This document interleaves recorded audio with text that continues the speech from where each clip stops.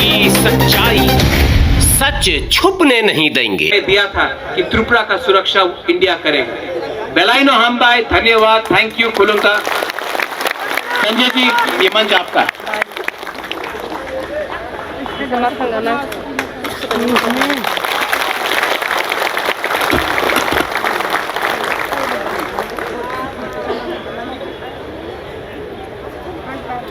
एक बार जोरदार नारा हम लोग लगाएंगे, आवाज दो,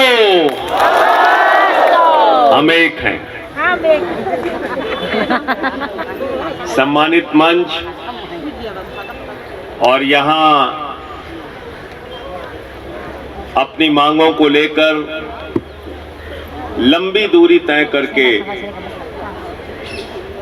देश की सीमा के राज्य से आए हुए आप सभी आंदोलनकारियों का देश की राजधानी दिल्ली में मैं स्वागत करता हूं, अभिनंदन करता हूं, आप सबका वंदन करता हूं।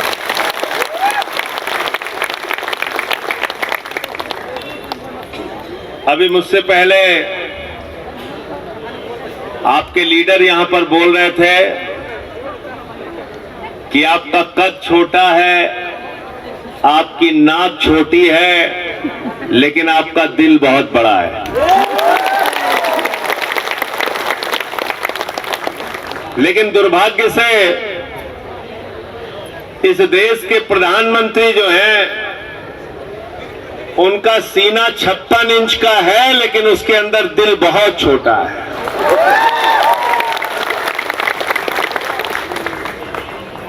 और वो जो उनका दिल है, वो सिर्फ अपने लिए धड़कता है, अपने लिए सोते हैं, अपने लिए जागते हैं, अपने लिए उठते हैं। सुबह उठते हैं तो भाषण, रात में सोते हैं तो भाषण, नींद खुल जाती है तब भी भाषण देने लगते हैं।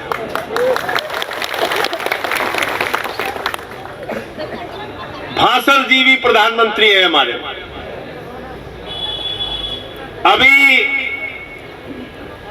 इस देश में 1 साल तक किसानों का आंदोलन चला, वो आंदोलन अभी भी चल रहा है।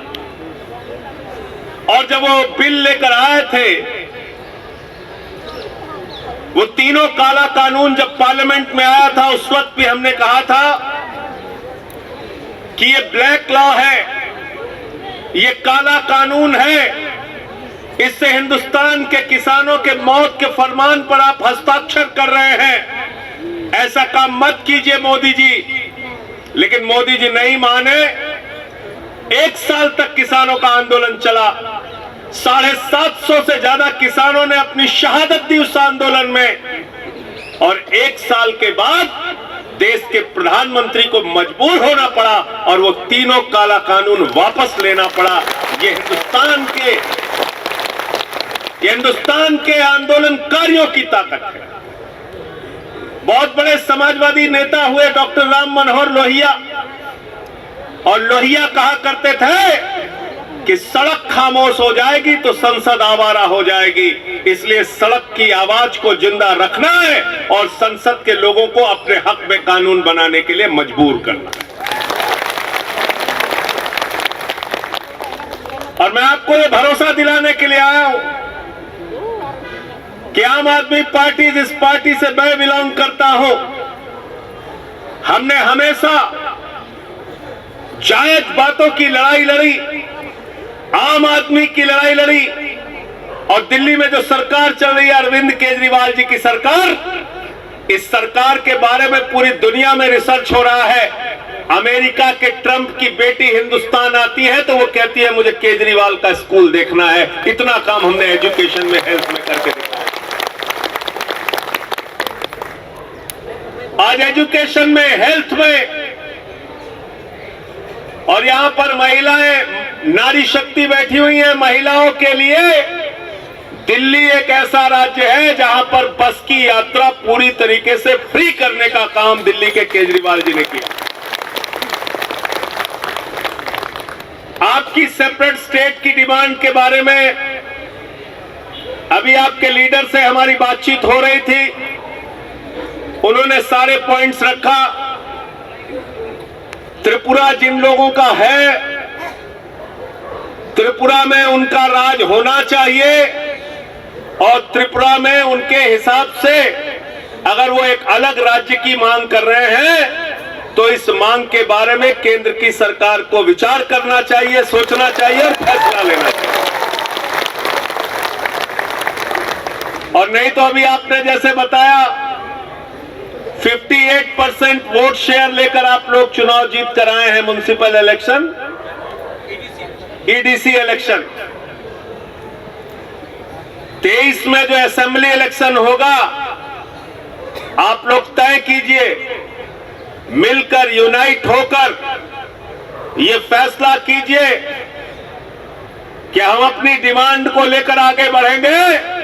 अगर बीजेपी हमारी बात को नहीं सुनती तो 2023 में बीजेपी की जमानतें जब्त करा के वहां से उनका सफाया करने का।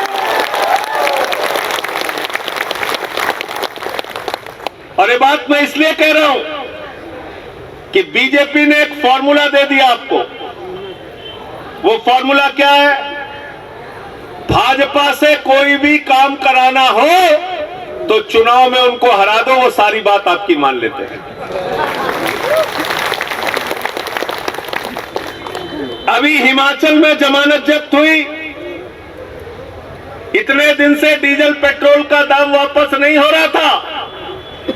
जैसे ही चुनाव हारे हिमाचल में, तुरंत डीजल और पेट्रोल का दाम कम हो गया। उत्तर प्रदेश में मोदी जी चुनाव की रैली करने गए, सभा करने गए, पूरी भारतीय जनता पार्टी की शक्ति लग गई, भीड़ इकट्ठा करो, भीड़ इकट्ठा करो, भीड़ इकट्ठा करो। आधे से ज्यादा कुर्सियां खाली रही। उनको समझ में आ गया उत्तर प्रदेश भी हारेंगे, तो तीनों काला कानून उन्होंने वापस ले लिया। अभी ईडीसी का चुनाव आप लोगों ने हराया है, डिमांड अपनी जारी रखिए। 22 में यूपी में हारेंगे, पंजाब में हारेंगे, उत्तराखंड में हारेंगे, गोवा में हारेंगे, और जब इनको त्रिपुरा हारने का डर रात में सताने लगेगा तो आपकी मांग को भी मानेंगे। इसलिए चुनाव में हराना, बीजेपी से काम कराना है तो चुनाव में जमानत जब्त कराना है। ये फॉर्मूला है, ये फॉर्मूला खुद बीजेपी वालों ने दे दिया। और एक बात कि इन लोगों से थोड़ा सावधान रहना। जितने कॉन्फिडेंस के साथ भाजपाई झूठ बोल सकता है, उतने कॉन्फिडेंस के साथ आप लोग सच भी नहीं बोल सकते। पूरे कॉन्फिडेंस के साथ झूठ बोलते हैं और दिन रात झूठ बोलने का काम करते हैं। लीडरशिप के सामने रखूंगा और आगे हमारे आपके रिश्ते बने रहे। दिल्ली में हमारे लायक कोई काम हो तो आप बताइएगा, हम सब हाजिर हैं आपके सेवा के लिए। और आपकी जो डिमांड है उसको पूरा स्टडी करके, पार्लियामेंट सेशन में है तो पार्लियामेंट के सेशन में भी मैं आपकी डिमांड को उठाने का पूरा प्रयास करूंगा।